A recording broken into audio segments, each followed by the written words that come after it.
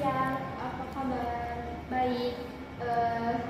Saya Devani Putriasa, saya sebagai panelis, dan di sebelah saya dengan narasumber. Perkenalkan, nama saya Siva Angelita Putria sebagai narasumber.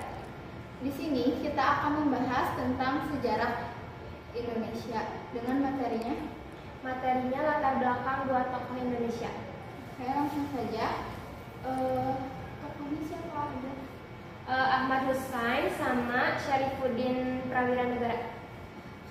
Coba jelaskan latar belakang tentang Ahmad Hussain. Ahmad Hussain lahir di Padang pada tanggal 1 April 1925.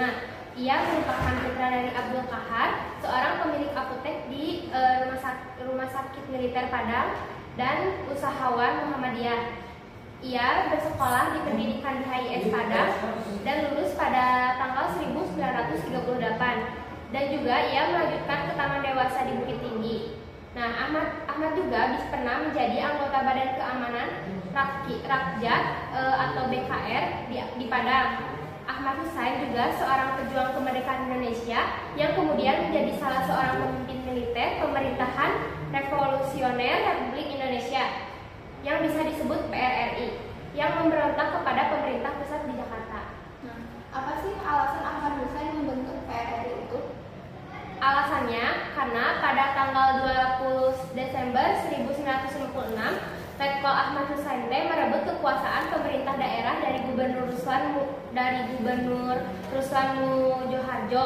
Nah, gubernur yang ditunjuk pemerintah itu gagal menjalankan pembangunan daerah. Karena lewat kesepakatan inilah Letkol Ahmad Hussain memproklamasikan berdirinya PRRI pada tanggal 15 Februari 1958. Nah, tadi kan kamu sebutkan PRRI itu memberontak kepada pemerintahan pusat. Nah, apa sih penyebab atau alasan PRRI memberontak kepada pemerintahan pusat? Penyebab atau pemberontakannya adalah PRRI dan Permesta yang terjadi di Sumatera dan Sulawesi yang disebabkan oleh adanya hubungan yang kurang harmonis antara pemerintahan pusat dan pemerintahan daerah. Nah, hal itu dikarenakan jatah keuangan yang diberikan oleh pemerintah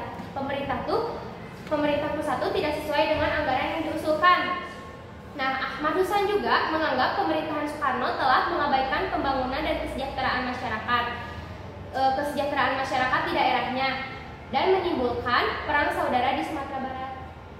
Oke, lalu apa akhir dari pemberontakan PRRI kepada pemerintahan pusat? Nah, jadi pada tanggal 29 Mei 1961, akhir dari pemberontak PRRI ini tuh terjadi karena kurangnya tenaga, perlawanan, dan adanya keretakan yang terjadi di kalangan PRRI. Nah, diketahui jumlah pasukan PRRI itu tidak seimbang dengan pasukan dari APRI itu, sehingga pada 29 Mei 1961 Ahmad Hussain dan pasukannya menyerahkan diri. Oke, cukup untuk penjelasan dari latar belakang Ahmad Hussain. Kita lanjut ke tokoh kedua. Coba jelaskan latar belakang dari Syafruddin Prawira Negara. Oke, saya akan jelaskan latar belakang tentang Syafruddin Prawira Negara.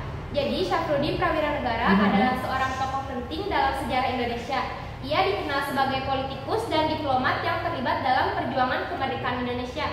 Setelah kemerdekaan diproklamasikan pada tanggal 17 Agustus 1945, Syafruddin menjabat sebagai Menteri Negara, Menteri Perhubungan, dan pada tahun 1950 sampai 1951 ia menjadi Presiden Republik Indonesia sementara dan juga berperan dalam upaya menstabilisasikan negara pasca revolusi.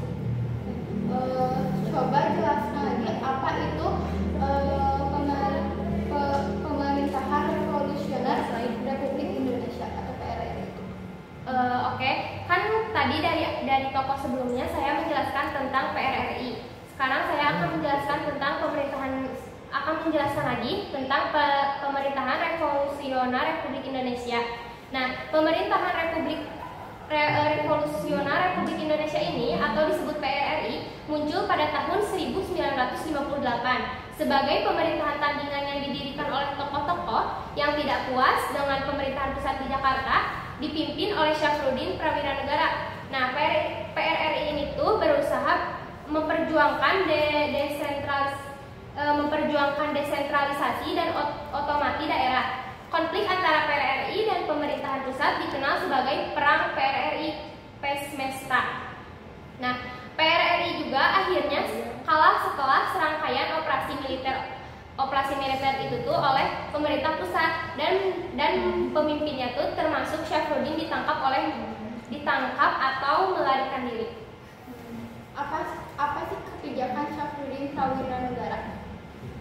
Kebijakannya Gunting Syafruddin adalah kebijakan moneter yang ditetapkan oleh Syafruddin Prawiranegara, Menteri Keuangan dan Kabinet Hatta, yang mulai berlaku pada jam 8 tanggal 10 Maret 1950. Nah, kebijakan itu dikenal sebagai kebijakan berani yang diterapkan pemerintah Indonesia dengan cara menggunting fisik uang kertas. Sekian wawancara kali ini. Saya Devani Putriansa sebagai panelis dan narasumber. Saya Siva Angelita Putria. Wassalamualaikum warahmatullahi wabarakatuh.